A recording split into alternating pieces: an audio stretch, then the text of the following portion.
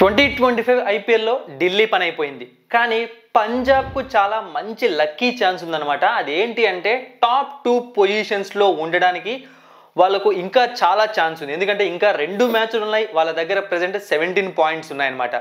So ఢిల్లీతో match అయితే ఢిల్లీ ఈ సంవత్సరం చాలా భారీ తప్పులు చేసిందనమాట. ఒకటి కాదు, 2 కాదు, అవన్నీ మీకు క్లియర్గా చెప్తాను. నాకు తెలిసి నేను చెప్పే తప్పులతో ఆల్మోస్ట్ 90% మీరు ఒప్పుకుంటారు, అవునని అనుకుంటారు.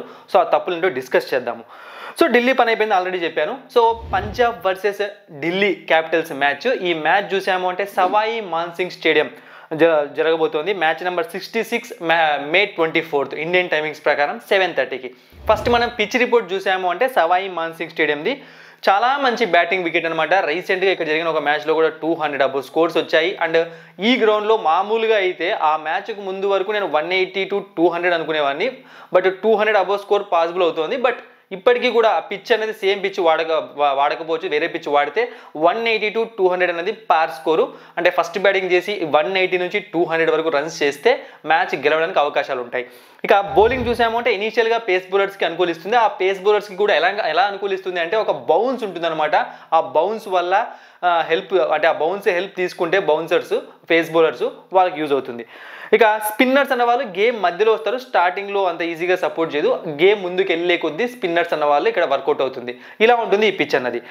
సో డ్యూ ఉంటుంది, ఖచ్చితంగా చేజింగ్ తీసుకోవడం better. And Punjab versus Delhi Capitals ఈ సంవత్సరం ఒక మ్యాచ్ రిజల్ట్ రాలేదు, మీకు గుర్తుండే ఉంటుంది. సో హెడ్ టు హెడ్ చూసాము అంటే 34 మ్యాచెస్ జరిగితే అందులో 17 మ్యాచెస్లో పంజాబ్ కింగ్స్, 16 మ్యాచెస్లో ఢిల్లీ క్యాపిటల్స్ విజయం సాధించింది. సో మీకు ఇప్పుడు గుర్తొచ్చింటుంది ఈ మ్యాచ్ ఎప్పటిది తెలుసా? కరెక్ట్ సస్పెన్షన్కి ముందు ఆ రోజు జరగాల్సిన మ్యాచ్ ఆగిపోయింది కదా, ఆ మ్యాచే ఈ మ్యాచ్ అనమాట. సో అప్పుడు ఆ రోజు కూడా దుమ్ము లేచే విధంగా ఆడింది బ్యాటింగ్ పంజాబ్, బట్ మధ్యలో ఆపేశారు. సో పంజాబ్ కింగ్స్ ప్లేయింగ్ 11 ఎలా ఉంటుంది? సేమ్ ప్లేయింగ్ 11తో వస్తారనమాట. ఎటువంటి చేంజెస్ చేసుకొని వచ్చే అవసరం కూడా వీళ్ళకి లేదనమాట. సో ప్రియాంష్ ఆర్యా, ప్రప్సిమ్రాన్ సింగ్ శ్రేయస్వర్ రూపంలో టాప్ ఆర్డర్ చాలా స్ట్రాంగ్గా ఉంది. నేహల్ వదిరా లాస్ట్ మ్యాచ్ చాలా మంచి టచ్లో కనిపించాడు. శశాంక్ సింగ్ మంచిగా ఫినిష్ చేస్తున్నాడు మ్యాచెస్ని. నేహల్ వదిరా అవసరమైతే మ్యాచెస్ని ఫినిష్ కూడా చేయగలడు. బేసిక్గా కొంచెం త్వరగా బ్యాటింగ్ వస్తున్నాడు, కానీ తను అనుకుంటే మ్యాచెస్ని ఫినిష్ కూడా చేయగలడు. సో బౌలింగ్ విషయానికి వచ్చాము అంటే మార్కో జెన్సన్ ఇంకా కంటిన్యూ అవుతాడు కొన్ని రోజులు. సో చాలా బాగుందనమాట. అయితే చాహల్ మాత్రమే ప్యూర్ ఫామ్లోకి రావాలి. అతను వచ్చాడంటే పూర్తిగా సెట్ అయిపోతుంది టీం అనేది. సో ఒకసారి మనం పంజాబ్ కింగ్స్ ప్లేయింగ్ 11 చూసామంటే Priyansh Arya, Prabhsimran Singh, Shreyas Iyer, Shashank Singh, Nehal Wadhera, Mitchell Owen, Azmatullah Omarzai, Marco Jansen, Xavier Bartlett, Harshdeep Singh, Yuzvendra Chahal, impact ప్లేయర్గా హర్ప్రీత్ బ్రార్. ఈ విధంగా ఉంది పంజాబ్ కింగ్స్ ప్లేయింగ్ 11. సో ఇప్పుడు ఢిల్లీ క్యాపిటల్స్ చేసిన తప్పులేంటి, ఎందుకు వాళ్ళు టోర్నమెంట్ నుంచి బయటకు వెళ్ళిపోయారు? సో స్టార్టింగ్లో అంత బాగా పర్ఫామ్ చేసిన ఢిల్లీ లాస్ట్లో ఏమైంది ఢిల్లీకి అంటే, ఫస్ట్ చాలా పెద్ద తప్పు ఏంటి అంటే టీ నటరాజన్ని బౌలింగ్లోకి ఇంక్లూడ్ చేయకపోవడం ప్లేయింగ్ 11లోకి. చాలా మ్యాచెస్ తెలిసి ఒక మ్యాచ్ అంతే అనుకుంటా ఆడిండేది. సో 1-2 మ్యాచ్లు. సో అతను ఇంక్లూడ్ చేయకపోవడం అండ్ అతన్ని కొనిండేది 10.75 crores. నేను అమౌంట్ కోసం ఇంక్లూడ్ చేయాలని చెప్పట్లేదు. టీ నటరాజన్ గురించి మనకు బాగా తెలుసు. తను ఎలాంటి బౌలింగ్ చేస్తాడు, ఏ టైంలో వికెట్స్ తీసుకుంటాడు, మిడిల్ ఓవర్స్లో వికెట్స్ తీసుకుంటాడు, డెత్ ఓవర్స్లో, స్లాగ్ ఓవర్స్లో కంట్రోల్ చేస్తాడు రన్ రేట్ని. అలాంటి బౌలర్ని పక్కన పెట్టారు. దానికి వాళ్ళు చెప్పిన సమాధానం మాకు ఎక్కడ పెట్టాలో అర్థం కావట్లేదు అని. టీ నటరాజన్ లాంటి బౌలర్ని ఎక్కడో చోట ఇరికించుకుంటారు. ఏ టీంలో వేరే టీమ్స్లో ఉంటే కళ్ళగద్దుకొని ఇరికించుకుంటారు ప్లేయింగ్ 11లో. సో మీరు పెట్టలేదు అంటే మీరు ఎక్కువగా బయట వేరే బౌలర్స్ని నమ్మారనమాట. అది వీళ్ళు చేసిన భారీ తప్పు. అండ్ ఇంకొక పెద్ద తప్పు ఏంటి అంటే కేఎల్ రాహుల్ కెప్టెన్సీ చేయకపోవడం. ఈ విషయాన్ని నేను ఎప్పుడు చెప్పాను? స్టార్టింగ్లో చెప్పాను. కేఎల్ రాహుల్ కెప్టెన్సీ చేయాలి, అది తన డెసిషన్ అయినా సరే ఫ్రాంచైజీ ఒప్పించాలి అని చెప్పి. బట్ అది తన డెసిషన్, అంటే తనే చేయనని చెప్పాడు. అది అయితే తప్పుగా మారిందనమాట. ఎందుకు అంటే అక్షర్ పటేల్ యాజ్ ఎ కెప్టెన్గా చాలా మిస్టేక్స్ చేశాడు. ఢిల్లీ క్యాపిటల్స్ ఫస్ట్ మ్యాచ్ గెలిచిన తర్వాత ఒక వీడియో చేశాను నేను, మీకు గుర్తుందో లేదో.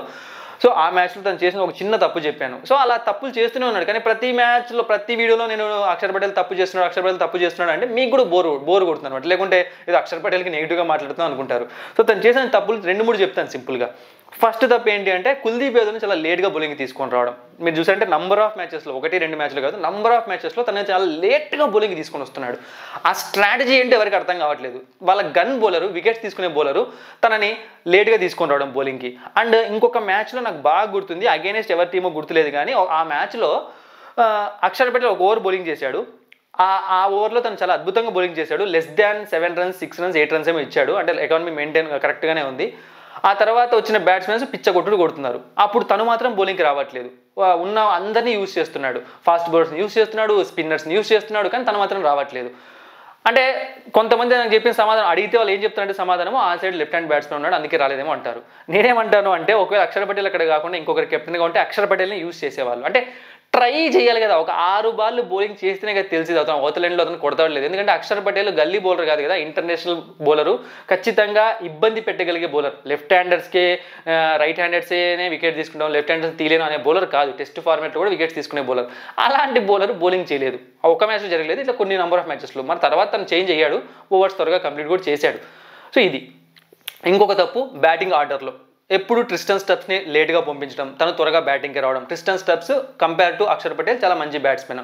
సో ఇలా చిన్న చిన్న తప్పులు అన్నవి ఒకే మ్యాచ్లో 2-3 తప్పులు చేస్తూ ఉంటాడు, కంటిన్యూగా చేసుకుంటూ వచ్చాడు, అక్కడే తప్పు జరిగిపోయింది. సో ఇన్ని మిస్టేక్స్ చేసుకుంటూ వచ్చింది. అండ్ ఇంకొకటి వీళ్ళ ఓపెనింగ్ డిపార్ట్మెంట్ ఫెయిల్ అవ్వడం. Jake Fraser Jake Fraser fail అవ్వడం వీళ్ళు మ్యాచెస్ గెలిచారు పాపం, అతను వెళ్ళిపోయాక మ్యాచెస్ ఓడిపోయారు. సో ఈ తప్పులన్నీ జరగడం వల్ల ఢిల్లీ క్యాపిటల్స్ బయటకు వెళ్ళిపోవాల్సి వచ్చిందనమాట. చూద్దాం నెక్స్ట్ సీజన్కి ఏమైనా మారుస్తారేమో. అంటే ఈ మ్యాచ్లో కూడా అక్షర్ పటేల్ ఉంటాడు లేదో క్లారిటీ లేదనమాట. ఈ వీడియో చేస్తున్న టైంకి ఏం పెద్ద ప్రాబ్లం ఏం లేదు. ఉన్నాడంటే డైరెక్ట్గా మాధవ్ తివారీ బయటకు వెళ్ళిపోతాడు, అక్షర్ పటేల్ లోపలికి వస్తాడు. సో కెప్టెన్సీ తను తీసేసుకుంటాడు, లేదా ఫ్యాఫ్ డు ప్లెసిస్ కెప్టెన్గా కంటిన్యూ అవుతాడు. ఈ చేంజ్ తప్ప ఏదో ఉండదు. ఇంకొక విషయం కూడా చెప్పాలి, కేఎల్ రాహుల్ బ్యాటింగ్ పొజిషన్. ఓపెనింగ్కి వస్తాడు, 1 డౌన్ వస్తాడు, అంటే బ్యాటింగ్ పొజిషన్లో కూడా కొన్ని చేంజెస్ జరిగాయి కేఎల్ రాహుల్. సో అది కూడా కొంచెం ప్రాబ్లం క్రియేట్ చేసింది కొంచెం. సో ఇన్ని తప్పులు చేసింది అనమాట Delhi capitals. So Delhi capitals playing లో చూసామంటే Faf du Plessis, Abhishek Porel, Sameer Rizvi, Tristan Stubbs, Ashutosh Sharma, Vipraj Nigam, Madhav Tiwari, Kuldeep Yadav, Dushmantha Chameera, Mustafizur Rahman, Mukesh Kumar, impact ప్లేయర్గా కేఎల్ రాహుల్. సో చేంజెస్ జరగాలంటే జరుగుతాయన్నమాట. ఒకటి అక్షర్ పటేల్ వస్తే ఒక చేంజ్ జరుగుతుంది, లేదా ఫాస్ట్ బౌలింగ్ డిపార్ట్మెంట్లో చేంజ్ జరగచ్చు. మేబీ ఈరోజు టీ నటరాజన్ ఆడించకుండా కూడా ఉండొచ్చు. లాస్ట్ మ్యాచ్ కాబట్టి ఏమైనా జరగచ్చు అనమాట. ఈ విధంగా ఉంది. ఇంకా ప్రాబ్లమ్స్ ప్రతి వీడియోలో చెప్పుకుంటూనే వస్తున్నాం అనమాట. ఆల్రెడీ ఓపెనింగ్ డిపార్ట్మెంట్లో కొన్ని ఇష్యూస్ ఉన్నాయి, మిడిల్ ఆర్డర్లో కొన్ని ఇష్యూస్ ఉన్నాయి. ఇవన్నీ కూడా ప్రాబ్లమ్స్ కానీ కనిపిస్తున్నాయి అనమాట ఢిల్లీ క్యాపిటల్స్ టీంలో. మ్యాచ్ ఎవరు గెలుస్తారు? సో నన్ను అడిగితే ఢిల్లీ పని అయిపోయింది, ఇంకా ఏం లేదు. ఢిల్లీ ఇప్పుడు గెలిచినా ఓడిపోయినా వాళ్ళకి వచ్చే అసలు ఏం ఒక 1 నయా పైసా ఉపయోగం లేదంటారు కదా, అలా అనమాట. బట్ పంజాబ్ కింగ్స్కి యూజ్ ఉందన్నమాట, వాళ్ళు గెలవాలనే కోరుకుందాం. ఎందుకంటే పాపం చాలా రోజుల తర్వాత వచ్చారు ప్లే ఆఫ్స్కి, కొంచెం పైకి వెళ్తారో లేకుంటే కిందికి దిగుతారో ఏమని జరగచ్చు. బట్ పంజాబ్ గెలవాలని నేను పర్సనల్గా కోరుకుంటున్నాను. నేను పంజాబ్ కింగ్స్కి ఫ్యాన్ కాదు, అంటే కష్టపడుతున్నారు కాబట్టి కొంచెం ఎలాగ వాళ్ళకి ఛాన్స్ ఉంది కాబట్టి, ఢిల్లీకి ఛాన్స్ లేదు కాబట్టి అంతే. బట్ పిచ్ రిపోర్ట్ ప్రకారం ఇవన్నీ చూసుకున్నామంటే మాత్రం ఆ ప్రెజెంట్ ఫామ్ ప్రకారం చూసుకున్నా సరే పంజాబ్కి ఎక్కువ ఛాన్సెస్ ఉన్నాయి మ్యాచెస్ గెలవడానికి కూడా. ఆల్రెడీ ఒకసారి ఆగిపోయిన మ్యాచ్ ఆ రోజు డామినేషన్ చూపించింది పంజాబ్, మరి ఈ రోజు ఆ డామినేషన్ కనిపిస్తుందో లేదో మనకి మ్యాచ్లో తెలిసిపోతుంది. సో చూద్దాం మరి ఏం జరుగుతుందో. నేనైతే పంజాబ్ గెలుస్తుంది అనుకుంటున్నాను. Thank you for watching and supporting మీ. మరిన్ని ఇంట్రెస్టింగ్ వీడియోస్ కోసం సబ్స్క్రైబ్ చేయడం మర్చిపోకండి.